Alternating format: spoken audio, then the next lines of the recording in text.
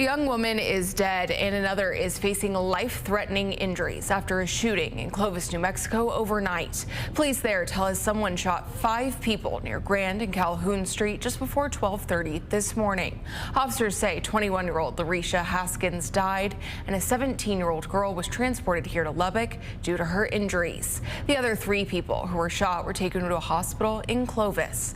Anyone with any information is asked to call the police department's non-emergency line or submit a tip on Clovis PD's Tip 411 program or through Curry County Crime Stoppers.